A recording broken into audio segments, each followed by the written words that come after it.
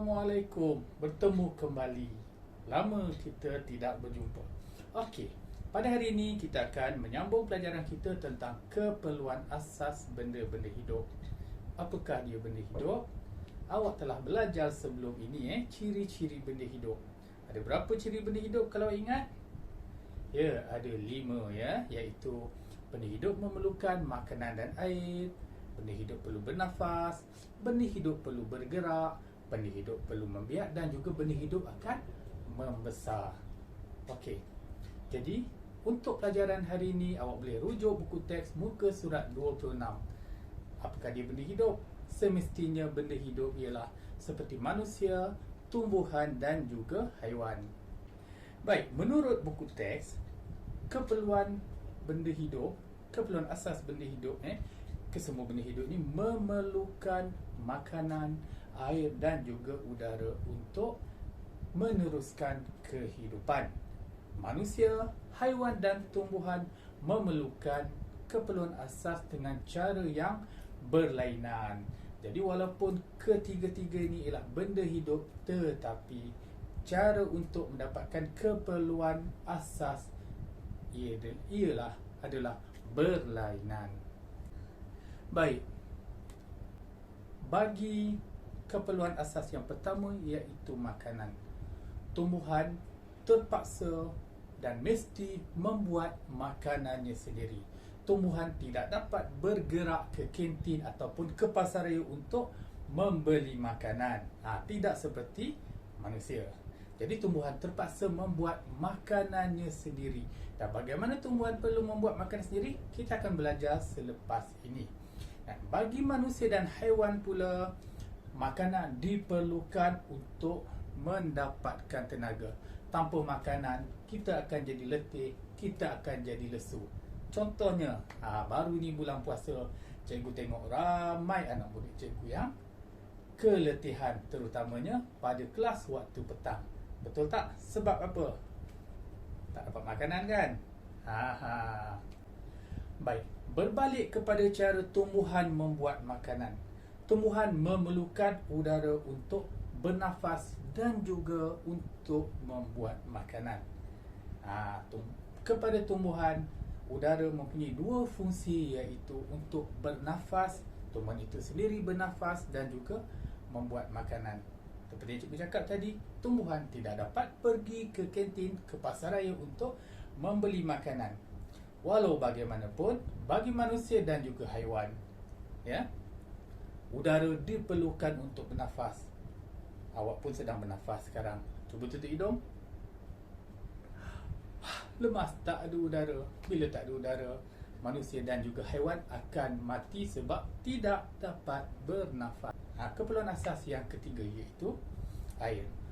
Tumbuhan perlu mendapatkan air daripada dalam tanah. Sebab tu kita perlu menyiram pokok di bahagian tanah. Okey. Akar-akar pokok akan menyerap air di dalam tanah untuk dijadikan makanan. Jadi untuk tumbuhan membuat makanan, tumbuhan memerlukan air dan juga udara yang bercampur serta cahaya matahari untuk membuat makanan. Proses membuat makanan ini dikenali sebagai fotosintesis dan awak akan belajar di tahun 4 nanti. Okey, bagi manusia dan haiwan, air diperlukan untuk menghilangkan dahaga. Kering tekak. Bila kering tekak, kita akan mencari air. Apa maksud kering tekak?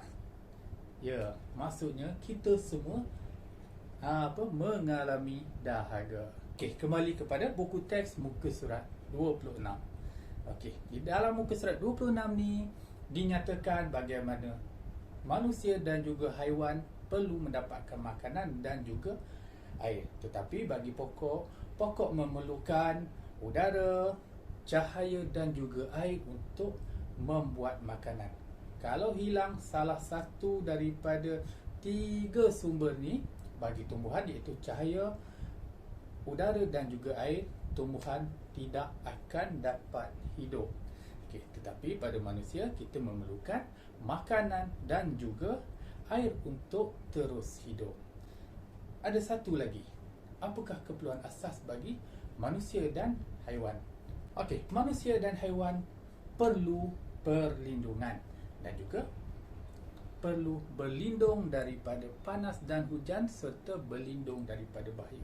Awak boleh lihat di buku teks muka surat 27 bagaimana ataupun apakah kepentingan kepada manusia dan haiwan. Manusia perlu masuk atau berlindung di dalam rumah sekiranya berlaku cuaca yang tidak baik ataupun buruk di luar rumah.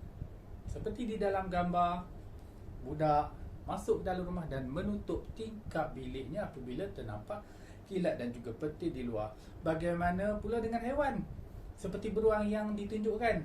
Okey, dia masuk di dalam gua, berlindung di dalam gua daripada panas terik dan juga waktu hujan. Okey, selain daripada itu, manusia dan haiwan juga perlu berlindung daripada bahaya. Dan awak boleh lihat sendiri situasi yang ditunjukkan di dalam buku teks. Okey, seorang murid ternampak bahaya yang berada di luar rumahnya. Jadi dia masuk ke dalam rumah, tutup pintu dan tingkap. Jadi dia dapat melindungi dirinya daripada bahaya. Begitu juga dengan ayam di dalam reban. Reban itulah merupakan tempat untuk ayam berlindung dan mengelakkan daripada musang ataupun haiwan lain yang ingin memakannya dan juga memakan telurnya. Okey, apa kesimpulan dia? Manusia dan haiwan memerlukan tempat perlindungan untuk melindungi diri daripada hujan, panas dan juga bahaya. Jadi cukup setakat ini dahulu untuk tajuk kita hari ini, iaitu keperluan asas bagi benda hidup. Jangan lupa, lepas ni awak boleh buat aktiviti di dalam buku aktiviti yang cikgu akan nyatakan atau cikgu telah sediakan. Jadi setakat ini sahaja dahulu. Selamat membaca buku, selamat menonton video dan juga selamat buat ulang kaji dan belajar di rumah. Ingat, stay home, stay safe. Kita masih belum menang. Bye-bye.